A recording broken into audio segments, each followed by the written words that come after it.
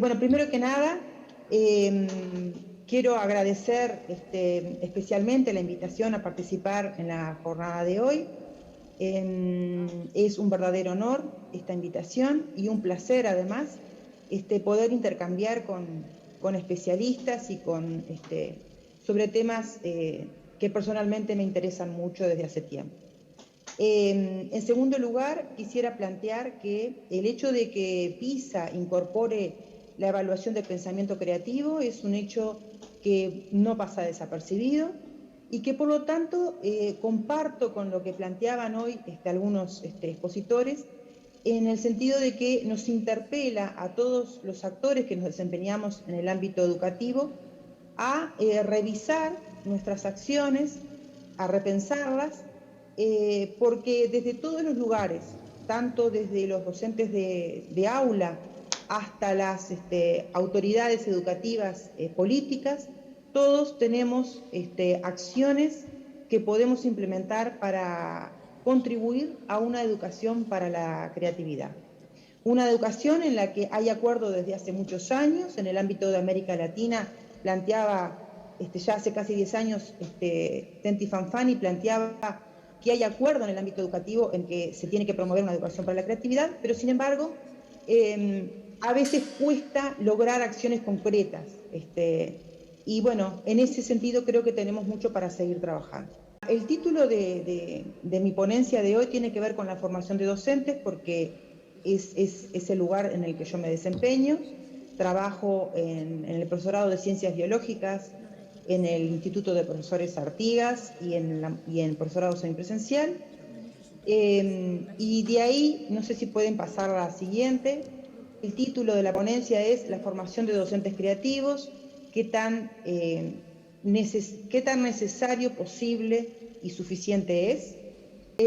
Si pensamos, bueno, si empezamos por el principio, digamos que qué tan necesaria es la formación de docentes creativos, seguramente la población general va a estar de acuerdo en que es muy necesario tener docentes creativos. Habitualmente se asocia, digamos, esta necesidad con la importancia de que el docente genere y mantenga interés en los estudiantes en el aula, pero hay una pequeña acotación que vamos a retomar más adelante, y es que me interesa plantear que hay a veces en la bibliografía incluso aparecen asociaciones de términos que personalmente me preocupan, como por ejemplo las expresiones divertido y creativo, ¿no? Es decir, un estudiante que se está divirtiendo no necesariamente está siendo creativo, y un estudiante que está siendo creativo no necesariamente se está divirtiendo. Saturnino de la Torre plantea una afirmación muy contundente. Él dice maestro creativo, alumno creativo. Hay acuerdo en la bibliografía en que para que un docente promueva la creatividad en sus estudiantes, tiene que ser creativo. Y acá voy a hacer otro matiz que un poco habló hace un rato Ana, ¿no? Cuando hablaba de la creatividad con C mayúscula y con C minúscula. Quiero aclarar que cuando hablamos de personas creativas y de características de las personas creativas, nos estamos refiriendo a personas que se destacan por su creatividad, pero eso no significa que haya personas que no son creativas. Es decir, todas las personas somos creativas en algún grado, y lo más importante es que esa creatividad se puede promover, en particular en el ámbito educativo, y por eso la importancia de la jornada de hoy, en definitiva. Por otra parte, también se sabe que los docentes suelen reproducir en sus aulas experiencias de aprendizaje que ellos valoran como valiosas de su experiencia como estudiante. Entonces, en ese sentido, pensando en la formación de docentes, que es de donde yo me posiciono hoy, es muy importante que en la formación de docentes, quienes nos desempeñamos en la formación de docentes, demos lugar a experiencias en las que los futuros docentes pongan en juego, digamos, su creatividad. Jiménez plantea que la conciencia que emerge de la vivencia de la experiencia, en el mismo momento que ésta tiene lugar, se arraigan las emociones, en las percepciones, en los valores, y tienen una repercusión efectiva y real en las prácticas.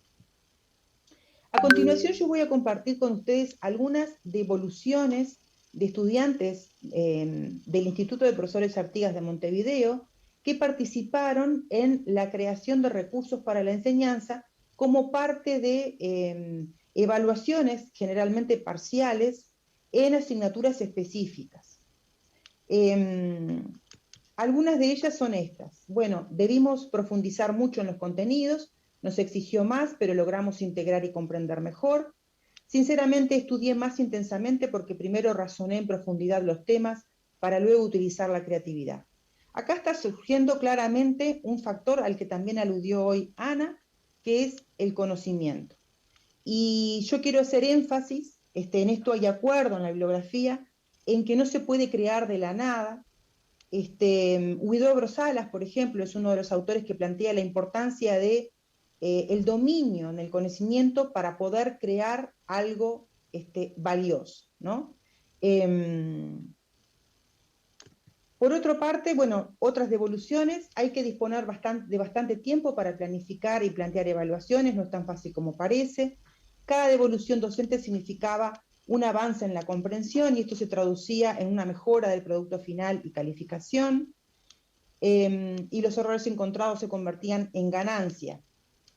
Acá aparecen otros dos factores que son fundamentales, que son el tiempo y el acompañamiento, la orientación personalizada por parte del docente.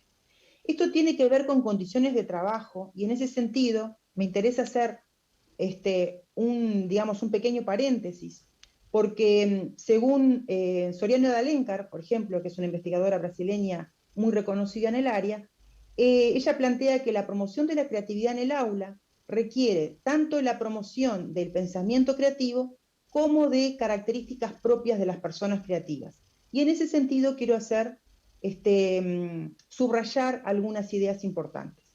Mi intención era mostrarles hoy un video muy cortito de una niña que está aprendiendo a patinar, que se cae, que intenta levantarse, por razones que tienen que ver con que no corresponde que se identifique la institución en la que esto tiene lugar.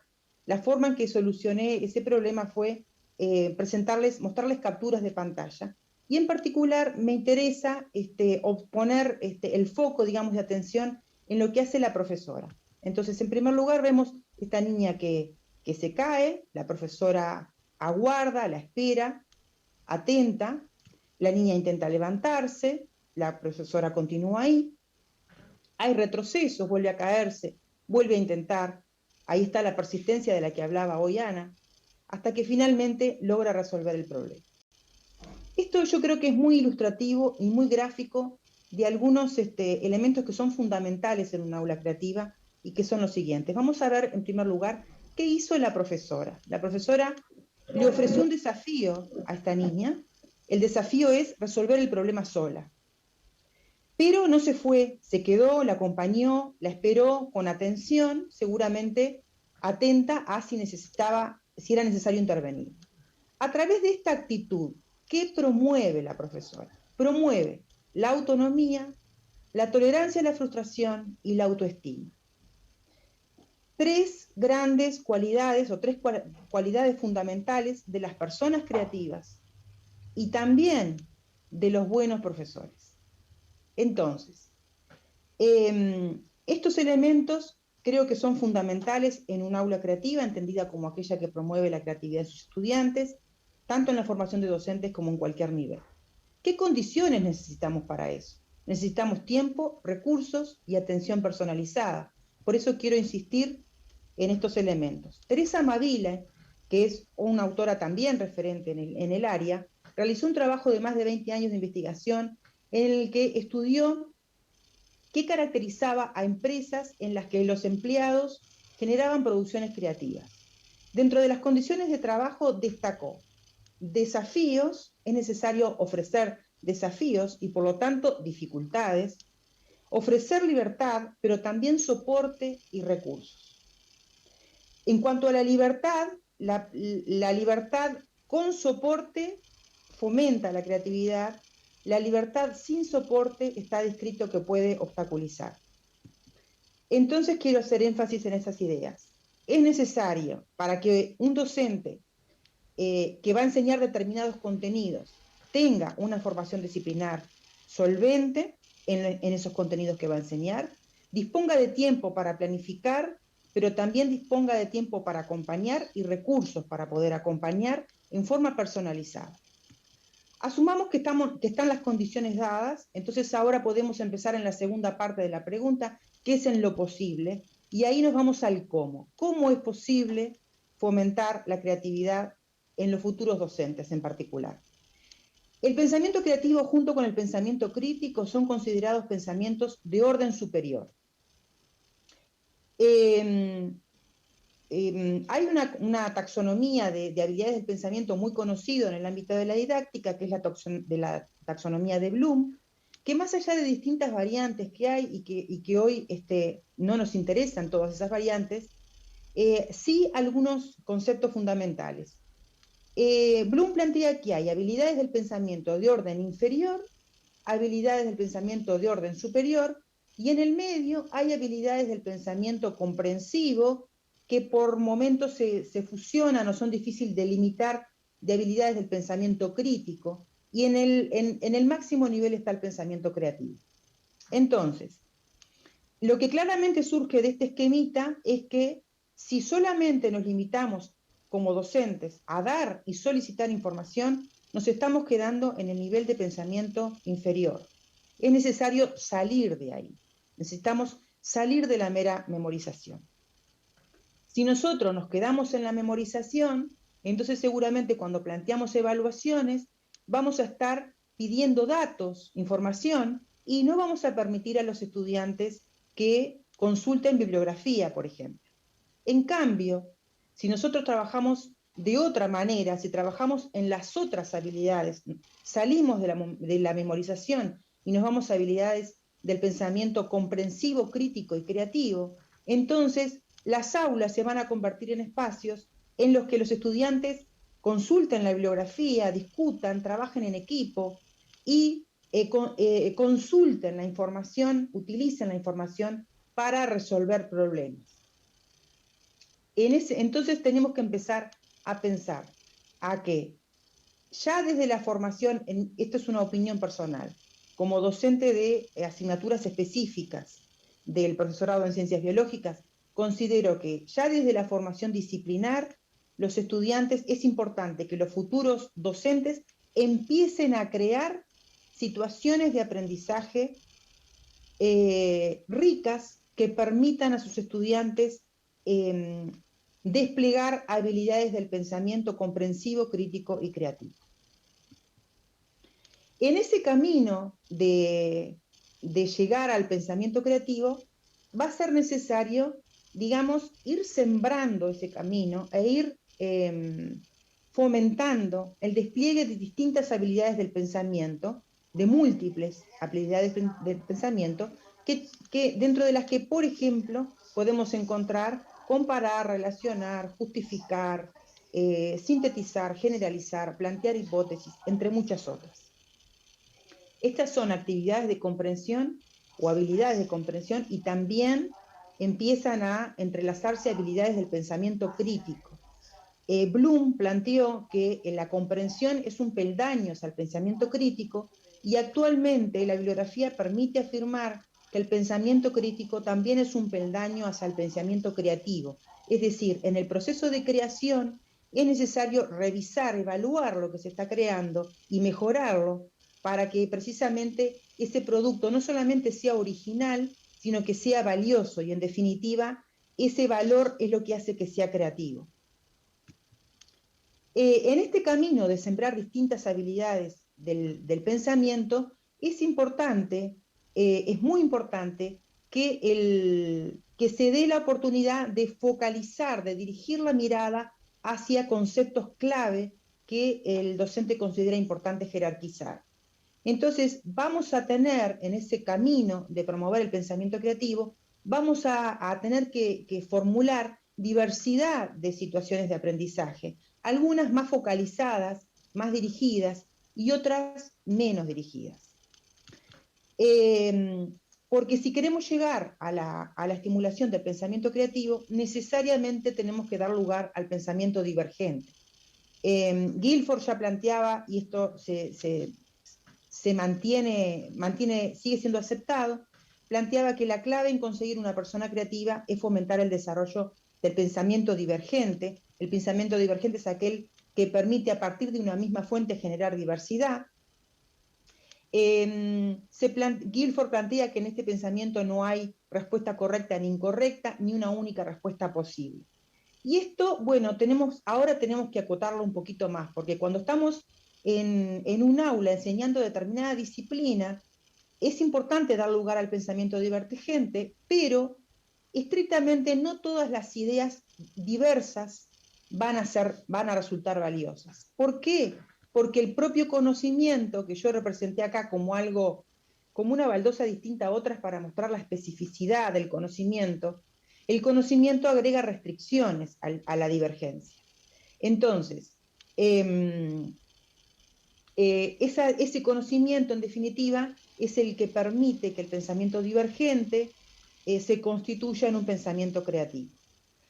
Vamos a detenernos momentáneamente en la imagen que estamos mostrando acá de dos niños que están construyendo algo, que están realizando una actividad creadora, y a mí me voy a permitir suponer qué está pasando por la cabeza de estos niños.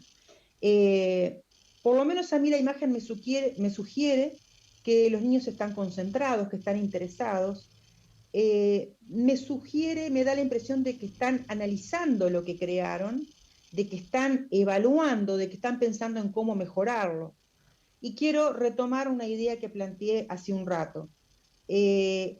Promover la creatividad implica ofrecer un desafío y una dificultad. Tal vez a la salida de la clase a estos niños alguien les pregunte si se divirtieron y posiblemente digan que sí, que estuvo divertido, pero eso no significa que la diversión necesariamente garantice la creatividad.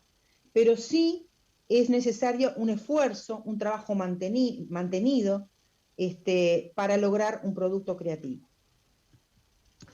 Entonces, bueno, las situaciones de aprendizaje para que den lugar al pensamiento creativo requiere por parte del docente un dominio del conocimiento, por quien crea un dominio del conocimiento y un desafío para los estudiantes. Entonces, para que en el aula, en la formación de docentes, por ejemplo, a partir del pensamiento divergente se logre un pensamiento creativo, vamos a necesitar consignas que den lugar a producciones diversas y valiosas. Un comentario muy breve voy a hacer con respecto a que a veces se establecen relaciones muy directas entre cierto tipo de actividades y habilidades del pensamiento que permiten. Lo que yo quiero plantear es que cierto tipo de actividad por ejemplo, de evaluación, no necesariamente está relacionado con determinado tipo de pensamiento. Eso es muy discutible, pero digo, no necesariamente una pregunta de múltiple opción se limita a la memorización y no necesariamente la presentación de un proyecto da lugar a una producción creativa, no necesariamente. Es fundamental, en este último caso en particular, la orientación de la tarea. Entonces, supongamos que estamos trabajando en ese amplio rango de habilidades del pensamiento comprensivo, crítico y creativo. Las restricciones que hagamos en la consigna, cuánto dirijamos la mirada, pueden llevarlo más hacia un pensamiento comprensivo y crítico, y en cambio si hacemos consignas más amplias, estamos dando más lugar a la divergencia, pero para que esa divergencia resulte en un pensamiento creativo, es fundamental la orientación personalizada. Entonces, a menor restricción y foco y mayor amplitud, es más necesaria la orientación personalizada por parte del docente. En el ámbito de la formación de docentes, si nosotros contemplamos toda esta gama de posibilidades, además estamos contribuyendo a algo que tiene interés particular y que tiene que ver con la construcción del conocimiento didáctico del contenido, que a los que no nos vamos a referir hoy, pero sí me parece importante señalarlo.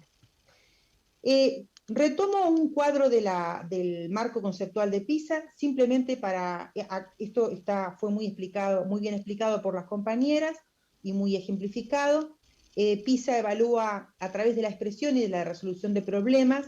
Yo simplemente quería conectar el marco conceptual de PISA con lo que estuvimos conversando hasta ahora. Esto de generar ideas diversas tiene que ver con el pensamiento divergente, y el evaluar y mejorar ideas tiene que ver con el pensamiento crítico. Por lo tanto, PISA está evaluando pensamiento de orden superior. Retomando la pregunta inicial, la formación de docentes creativos es necesaria, es posible si están las condiciones dadas, no es suficiente. Cuando el docente se desempeña en su ámbito, también va a necesitar de condiciones dadas que tienen que ver con grupos que no sean numerosos. Ningún docente que trabaja con 50 o 40 estudiantes puede promover la creatividad. Necesita tener recursos, y los recursos tienen que ver con lo material, pero también tiene que ver con lo formativo y con lo cultural. Necesita que se le dé libertad de elegir y que no lo persigan con el programa para que siga hasta el último punto del programa. Entonces, bueno, insisto, se necesita de un sólido conocimiento disciplinar, de tiempo, de recursos y de un acompañamiento personalizado. Para finalizar, este es mi mail. El grupo de trabajo que integro y que trabaja en estos temas en el Consejo de Formación en Educación es el grupo Gidebiov, que integra la red Alicia de investigadores del CFE, y además el grupo Gidebiov integra la red latinoamericana de investigación en didáctica de las ciencias experimentales. Muchas gracias y espero haber respetado el tiempo. Muchas gracias, Nasira. Como siempre, excelente.